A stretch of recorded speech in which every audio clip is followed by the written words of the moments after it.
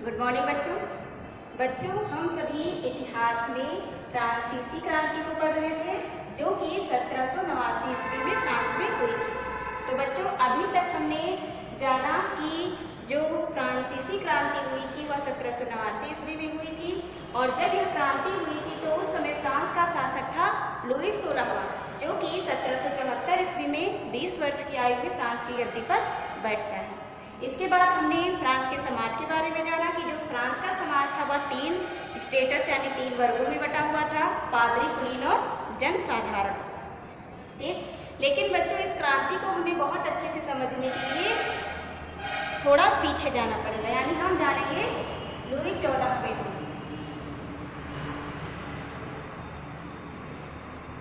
Louis 14वां, ठीक, यानी इसी के शासनकाल से कहीं ना कहीं फ्रांस की जो स्थिति थी वह खराब होती चली गई। तो जो लुई 14वां है वह यह कहा करता था कि मैं ही राज्य हूँ, यानी वो अपने को ही सर्वे सर्वा समझता था। और जो लुई 14वां था वो थी लड़ाकू प्रवृत्ति का था। किस प्रवृत्ति का था? लड़ाकू प्रवृत्ति का। वह सदैव अपने राज्य का विस्तार चाहता, यानी वह चाहता था कि किस तरीके से अपने राज्य का विस्तार किया जाए, अपने राज्य की सीमाओं को बढ़ाया जाए। ठीक, इसके बाद जब वह राज्य विस्तार की कामना करता था तो इसके लिए उसको बहुत सारे युद्ध लड़ने पड़े, यानी उसको युद्ध करने पड़े। और इससे क्या हुआ कि धीरे धीरे कहीं ना कहीं फ्रांस की जो स्थिति थी वह खराब होती चली गई। ठीक, और जो लुई 14वां है वह बहुत ही शान शौकत से राज्य करता था, यानी फिजूल खर्च जो थी वह फ्रांस के शासकों में बहुत अच्छे तरीके से देखी जा सकती थी। और एक बात जो है वह ये भी है कि फ्रांस यानी बोर्बो वंश के जो शासक थे उनकी ये बात प्रसिद्ध है कि वह ना तो कुछ नया सीखना चाहते थे और ना ही पुराना भूलना चाहते थे।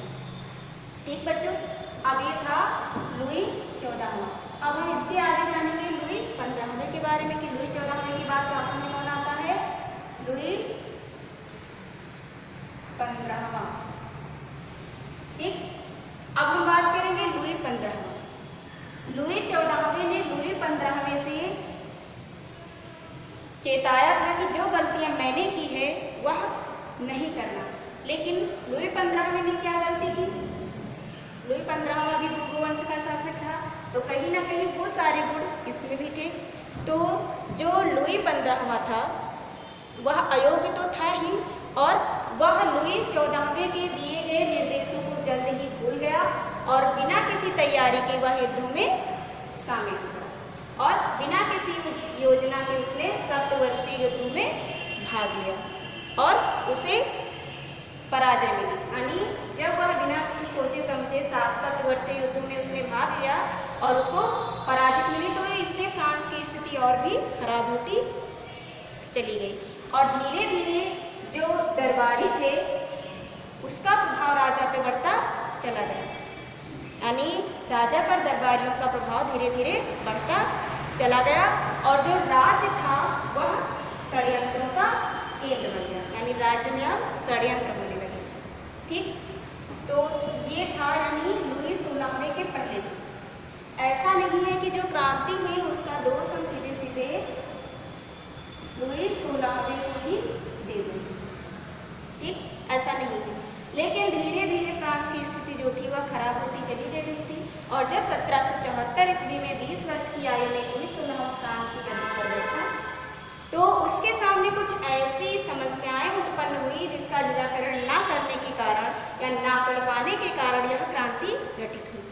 तो लुई 16वां यानी उसको तो हम सीधे सीधे अयोग्य भी कह सकते हैं, क्योंकि जब कोई व्यक्ति समस्याओं का समाधान नहीं कर पाता वो भी एक राजा के तौर पर तो कहीं ना कहीं हम उसे अयोग्य साबित कर देते हैं। लुई 16वां, ठीक, वह 1774 ईस्वी में 20 वर्ष की आयु में फ्रांस की गद्दी पर बैठा था।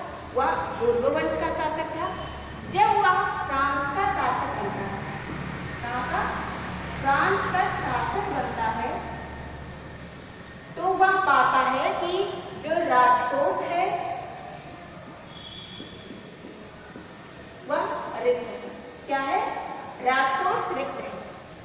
यानी जैसे ही वो फ्रांस का राजा बना तो उसने देखा कि जो उसका राजकोष है वह खाली है और जो फ्रांस है वह विदेशी कर्जों में डूबा हुआ।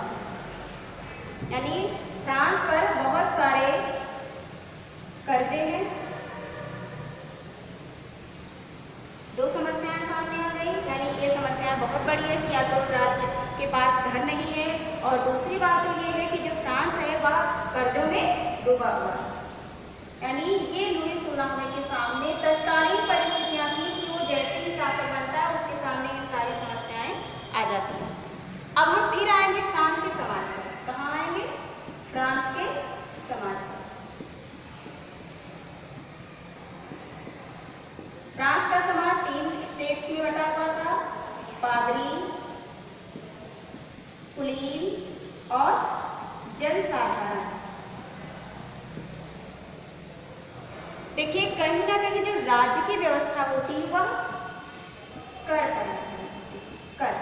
यानी हर व्यक्ति को आज चाहे राजतंत्र हो चाहे लोकतंत्र हो कहीं ना कहीं किसी ना किसी रूप में कर देना पड़ता है, चाहे वो अप्रत्यक्ष कर हो चाहे प्रत्यक्ष कर हो।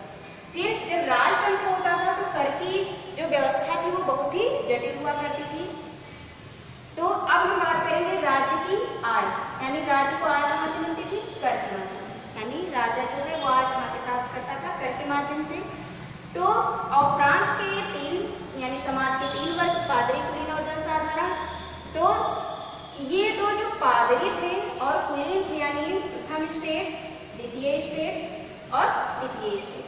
तो जो पादरी और कुलीन थे ये कर नहीं देते। क्या करते थे, ये कर नहीं देते थे क्योंकि इनको कर ना देने का विशेषाधिकार था। क्या अधिकार था, विशेषाधिकार। क्योंकि पादरी जो थे वे कैथोलिक चर्च के अधिकारी होते थे, कुलीन जो थे वे राज्य के उच्च पदों पर स्थित थे, इसीलिए इनको कर ना देने का विशेषाधिकार मिला हुआ था फ्रांस के नियमों के अनुसार। अब तीसरा यानी जनसाधारण, तो इन दोनों को तो कर ना देने का विशेषाधिकार था, तो बचा आपका जनसाधारण। तो अब कर किससे लिया जाएगा, जनसाधारण से।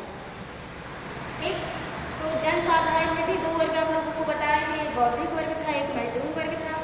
तो जनसाधारण यानी ये 2 कर नहीं देंगे तो अब कर किससे लिया जाएगा, जनसाधारण से। और कर की मात्रा जो थी वो भी बहुत अधिक थी। यानी अगर हम देखें तो जनसाधारण को 80% कर देना पड़ता। सोचिए, यानी फ्रांस के जो समाज की जटिल बनावट वह कैसे थी। यानी पादरी कुलीन जो अच्छे अधिकारी भी हैं, जिनके पास अच्छी आय है, जो अच्छे पदों पर हैं, उनसे कोई भी कर नहीं लिया जाता था। और जनसाधारण जो कि जिसमें बहुत गरीब व्यक्ति भी थे उनसे कर लिया जाता था, वो भी कर की मात्रा इतनी अधिक थी। ठीक, यानी अगर वो कोई मजदूर दिन में 100 रुपये कमाता है तो उसको 80 देने पड़ते थे, बाकी 20 उसके पास बचते थे। ठीक, यानी ये स्थिति उस समय फ्रांस की थी। और जो राजकाज था वो कैसे चलता था, कर के माध्यम से, यानी कर जो मिलता था उसी से जो राजा की शान शौकत वाली स्थिति थी वह पूरी होती थी। तो ये कर व्यवस्था हो गई। अब हम जानते हैं लुई 16वें की पत्नी के बारे में। इनका भी इस क्रांति में बहुत योगदान था।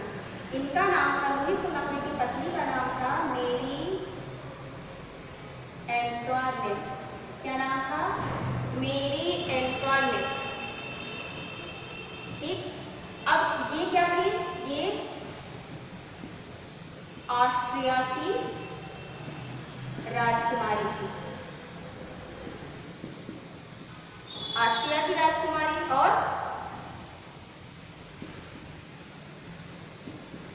मेरिया